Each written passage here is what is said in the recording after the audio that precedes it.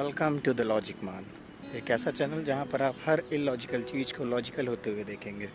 जी हाँ, ये सिर्फ कहने की बात नहीं है, ऐसा रियल में होगा और इसी के लिए तो मैंने ये चैनल बनाया है। तो बिना किसी अदर फॉर्मेलिटी के चलिए शुरू करते हैं आज की पहली वीडियो। तो पहला टॉपिक है आंट मैन। आंट मैन यानी कि एक ऐसा आदमी जो चींटी भी है। जैसे स्पाइडरमैन मकड़ी भी है, वैसे आंट मैन चींटी भी है। मतलब वो एक्चुअल में चींटी है नहीं, वो अपनी साइज़ को रिड्यूस कर सकता है चींटी के जितना, इस वजह से आंट मैन। अब आगे मैं इसे क्यों चूज़ कर रहा हूँ इसके बारे में तो जान लीजिए। रीज़न ये है कि आंट मैन में हमें ये बताया गया है कि आंट मैन एक पिम पार्टिकल से चलने वाला एक सूट पहनता है। पिम पार्टिकल सूट के साइज़ को, उसके अलावा उसके अंदर जो उसका ड्राइवर है उसको, यानी कि पायलट और सूट दोनों को रिड्यूस कर देता है साइज़ में। कैसे? तो हमें ये बताया गया है कि उसकी साइज़ कैसे रिड्यूस होती है। उसका रीज़न है पिम पार्टिकल के कुछ रिएक्शन इस तरह से है कि जब पिम पार्टिकल किसी अदर पार्टिकल सोर्स पर जाता है तो उसके बीच की उसके जो मॉलिक्यूलर लेवल पर, बल्कि और अंदर जाने पर जो उसकी एटॉमिक डिस्टेंस होती है, दो एटम के बीच की डिस्टेंस, उसको कम कर देता है। और उसको कम करने से उस जो भी मटेरियल है उसकी साइज़ रिड्यूस हो जाती है। अब अगर एक लॉजिकल वे में पूछा जाए, जैसे कि मैं अपनी बात करूं लॉजिकली, तो ऐसा पॉसिबल नहीं है। मतलब एक बंदा एक पिम पार्टिकल लेता है और उसे अपने ऊपर गिरा लेता है एक सूट के ज़रिए और उसकी साइज़ रिड्यूस हो जाए, तो फ़िलहाल हम तो नहीं मान सकते। लेकिन चलिए, जैसा मूवी कहती है, जैसा मार्वल स्टूडियो कहता है, उसके अकॉर्डिंग चलते हैं। तो मार्वल ने हमें ये बताया है कि पिम पार्टिकल एक सूट के अकॉर्डिंग जब एक ऑर्गेनिक टिश्यू पर जाता है तो टिश्यू की साइज़ को रिड्यूस कर देता है। इसे कुछ इस तरह से समझते हैं। मान लीजिए कि हमारे पास एक गिलास पानी है। अब हम इस एक गिलास पानी में एक चम्मच एक अदर पार्टिकल सोर्स डाल देते हैं। ऐसा करने पर क्या होगा? हमारे गिलास का पानी बढ़ेगा, ना कि वो कम होगा। मतलब कि कोई भी चीज़ अगर ऐड होती है तो साइज़ रिड्यूस नहीं होती है, साइज़ एक्सटेंड होती है। और क्लियरली अगर समझा जाए तो मान लीजिए कि कोई केमिकल रिएक्शन हुआ भी, तो केमिकल रिएक्शन होने के बाद होगा ये कि केमिकल रिएक्शन हो जाने पर उसका जो साइज़ रिड्यूस नहीं होगी, उसके अपने मास में इफ़ेक्ट आएगा। वो पहले जितना था उससे कम हो जाएगा, जो मास था उसका, उसमें साइज़ का कोई रोल ही नहीं बचा फिर। अब जब मास कम होगा तो साइज़ भी उसी परपेंडिकुलेशन में कम हो ही जाएगी। चलिए, यानी कि पहली बार लॉजिकली मैंने ये प्रूव कर दिया कि ऐसा पॉसिबल नहीं है। चलिए, अब इसको थोड़ा और साइंटिफिकली लेकर के जाते हैं। उन्होंने कहा कि एटम के बीच की डिस्टेंस कम होगी। एटम के बीच की डिस्टेंस के कम होने का मतलब क्या है? मतलब ये है कि दो एटम है, अब हम उन दोनों को पास में ले आ रहे हैं, उनके बीच की डिस्टेंस को कम कर रहे हैं।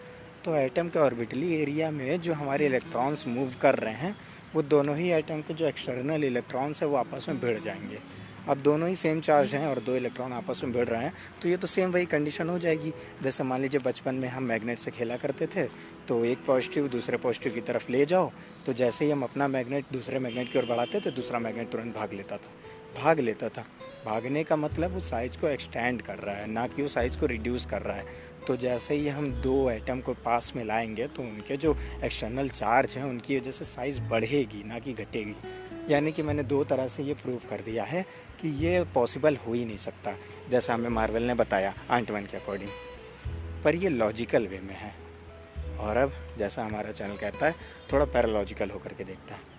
पैरालॉजिकली अब देखा जाए तो पैरालॉजिकली मैं ये कहता हूँ, पहली बात जो हमारे डॉक्टर पिम ने मार्वल मूवी में बताई थी आंट मैन में, कि ये जो पिम पार्टिकल है ये एक फ्यूल है।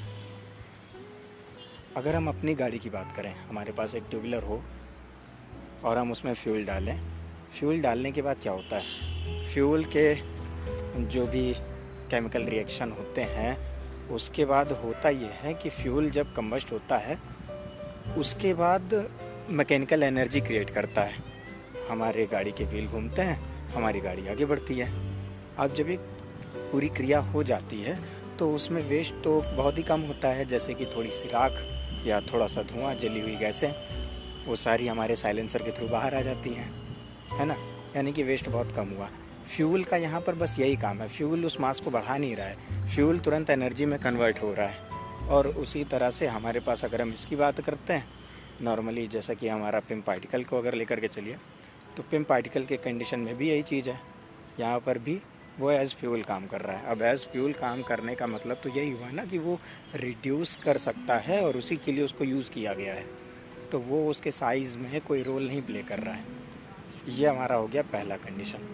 अब हम आते हैं अपने दूसरे कंडीशन पर यानी कि जो साइंटिफिकली मैंने अभी बताया आपको कि जो एटम्स हैं उनको पास लाने पर, अगर हम एक मॉलिक्यूल लेवल पर जाएं, स्टडी करें, वहाँ पर हम ये देखते हैं कि कई सारे एटम्स हैं, वो एटम्स आपस में कुछ बॉन्ड के थ्रू कनेक्टेड रहते हैं। अब हम उन बॉन्ड को ब्रेक कर दें, उन बॉन्ड को अगर हम ब्रेक कर दें, तो ब्रेक करने के बाद क्या होगा, बॉन्ड को ब्रेक करेंगे जैसे ही, तो हमारे जो इलेक्ट्रॉन्स हैं जो कि इस बॉन्ड के लिए उत्तरदायी थे, रिस्पॉन्सिबल थे, वो सारे इलेक्ट्रॉन तुरंत फ्री हो जाएंगे, फ्री होकर के वो मूव करने लगेंगे। अब इसके बाद हमारे पास एक थ्योरी और आती है, रिलेटिव कंजर्वेशन की थ्योरी। इसका मतलब ये हुआ कि जो सेम चीज़ें हैं वो अपने आप को बचाएंगी। जैसे कि अगर थोड़ा सा और एक्सपेंडली इसको मैं आपको बताऊं, तो मान लीजिए अपनों को बचाना, एक गांव में कुछ डकैत आ गए, अब वो डकैत आकर के लूटपाट कर रहे हैं, ऐसी कंडीशन में गांव वाले एक साथ हो करके जो उनसे भिड़ेंगे, तो उसका यही मतलब हुआ कि वो अपने रिलेटिविटी, मतलब कि अपनी रिलेटिविटी के लिए और उसके कंजर्वेशन के लिए बोल रहे हैं। तो यही रिस्पॉन्सिबिलिटी वहाँ पर इलेक्ट्रॉन्स प्ले करेंगे। कैसे? वो इलेक्ट्रॉन सब एक साथ हो जाएंगे और ऐसे एक साथ होने के बाद वो एक नेगेटिव चार्ज नोड बनाएंगे, और ये नोड बनने के बाद, ये नोड जो बन जाएगा, इसमें जो पहले से इलेक्ट्रॉन्स ऑर्बिटरी थे वो सभी रिस्पॉन्सिबल होंगे बनने के लिए, और ऐसा करने के लिए उन्हें ज़्यादा से ज़्यादा पास आना पड़ेगा। इस कंडीशन में वो तभी पास आएंगे जबकि कंजर्वेशन की थ्योरी काम करेगी। अब अगर निगेटिव नोड बन रहे हैं तो उन्हें अपोज करने के लिए और एग्जिस्टेंस में संतुलन बनाए रखने के लिए हमारे पॉजिटिव नोड भी ज़रूरी होंगे। पॉजिटिव नोड कहाँ से बनेंगे? पॉजिटिव नोड बनेंगे हमारे न्यूक्लियस से, मतलब कि हमारे जो न्यूक्लियस हैं जो रोल कर रहे थे इस तरह से विदाउट इलेक्ट्रॉन्स, वो पॉजिटिव चार्ज हो गए हैं, जहाँ पर हमारे न्यूट्रॉन और प्रोटॉन पाए जा रहे हैं। तो प्रोटॉन पॉजिटिव चार्ज पार्टिकल हो गए, न्यूट्रॉन वेट हो गया। ऐसी कंडीशन में वो नोड भी आपस में एक दूसरे के पास आ जाएंगे। अब जब वो पॉजिटिव नोड बन गए और इलेक्ट्रॉन से निगेटिव नोड्स बन गए, तो ऐसी कंडीशन में हमारे पास नोड के तौर पर एक क्रिस्टल मिलेगा। और ये जो होगा, इसमें हम ये भी देख रहे हैं कि इलेक्ट्रॉन्स के बीच की डिस्टेंस भी कम हो गई। इसके अलावा हमारे जो होल्स थे, यानी कि पॉजिटिव चार्ज पार्टिकल थे, उनके बीच की भी डिस्टेंस कम हो गई। अब दोनों ही डिस्टेंस जब हमारी कम हो गई है तो अब हम एक और चीज़ पर ध्यान दें। हमारे पास जो था, पहले था इलेक्ट्रॉन्स जो थे हमारे, वो सिंगल फॉर्म में थे या फिर कपल फॉर्म में थे, पेयर फॉर्म में थे, इस तरह से थे। अब इसके बाद हमारे पास नोड आ गए हैं, नोड में और ज़्यादा इलेक्ट्रॉन हैं, उनको अपोज करने के लिए और ज़्यादा पॉजिटिव चार्ज हमारे होल्स हैं, मतलब कि पॉजिटिव चार्ज पार्टिकल हैं, पॉजिटिव चार्ज न्यूक्लियस हैं। यानी कि हमारे जो चार्जेस हैं उनकी संख्या पहले की अपेक्षा बढ़ गई है, यानी कि नंबर ऑफ़ चार्जेस बढ़ जाने से चार्जेस का इम्पैक्ट भी बढ़ गया है। और ऐसी कंडीशन में क्या होगा, चार्जेस का इम्पैक्ट बढ़ गया है, तो पहले अब मान के चलिए कि एक बंदे आपस में झगड़ा कर रहे थे, तो उसमें लड़ाई में ज़्यादा मज़ा नहीं आ रही थी, लेकिन अब बंदों का ग्रुप आपस में झगड़ा कर रहा है, तो उसमें लड़ाई में और मज़ा आएगी। तो इसका ये मतलब हुआ पूरी बात को कहने का कि ऐसी कंडीशन में और ज़्यादा डिस्टेंस जो है वो कम हो जाएगी नोड्स के बीच की। पहले इलेक्ट्रॉन के बीच की डिस्टेंस कम हुई, फिर पॉजिटिव चार्ज न्यूक्लियस और पॉजिटिव चार्ज न्यूक्लियस के बीच की जो डिस्टेंस थी वो कम हुई, और अब इन्हीं डिस्टेंस के कम होने के बाद, नंबर ऑफ़ चार्ज बढ़ जाने के बाद, हमारे जो नोड हैं उनके बीच की डिस्टेंस कम हो गई, और ऐसे में पूरे क्रिस्टल की डिस्टेंस कम हो गई। यहाँ पर मैं एक चीज़ आपको क्लियर कर दूँ, क्योंकि हो सकता है आप ये कमेंट में नोट डाउन कर ही दें, कि ऐसी कंडीशन में हमारा जो कंपाउंड है उसका पूरा स्ट्रक्चर ही चेंज हो रहा है। ये बात क्लियर होनी चाहिए आप लोगों को, पूरा का पूरा स्ट्रक्चर चेंज हो रहा है। लेकिन फिर भी हम यहाँ पर स्ट्रक्चर की बात कर ही नहीं रहे हैं, हम यहाँ पर बात कर रहे हैं कि कैसे किसी साइज़ को रिड्यूस किया जाए, उस साइज़ को कैसे रिड्यूस करना है, इस बात पर बात हो रही है। तो वही मैंने आपको बताया, इस तरह से ये साइज़ पैरालॉजिकली अगर सोचा जाए आंटमैन के थ्रू तो बिल्कुल रिड्यूस होगी। यानी कि जो हमारे डॉक्टर पेन ने थ्योरी दी वो एकदम सही थ्योरी थी पैरालॉजिकली, ये मैंने लाया था। तो अब आपने देखा, प्रूव हो गई चीज़। यानी कि आंट मैन भी रियल हो सकता है अगर इन सारी कंडीशन को फॉलो किया जाए और जो मिसकंसेप्शन है उनको इग्नोर करा जाए या फिर उनका कोई सोल्यूशन निकाल लिया जाए। मतलब कि हम एकदम करेक्ट चल रहे हैं। अगर दुनिया इसी तरह भागती रही, टेक्नोलॉजी इसी तरह से आगे जाती रही, तो हो सकता है एंटमैन रियल लाइफ में हो। तो फ्रेंड्स, ये सारी वीडियोज़, ये पूरी वीडियो आप देख रहे हैं लॉजिक मान पर। तो मैं रिक्वेस्ट करूँगा आपसे, आप हमारी वीडियो अगर आपको पसंद आई हो तो लाइक करें, ज़्यादा से ज़्यादा शेयर करें। आपके जो भी क्वेश्चंस हैं या आप जो भी हमें सजेस्ट करना चाहें, क्योंकि मैं ही सब कुछ नहीं हूँ, मैं सिर्फ आप लोगों की वजह से हूँ।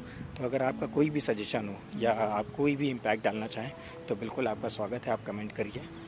और the most probable thing is, please subscribe वाला बटन ज़रूर दबाइएगा। Thank you friends, thank you for watching, bye.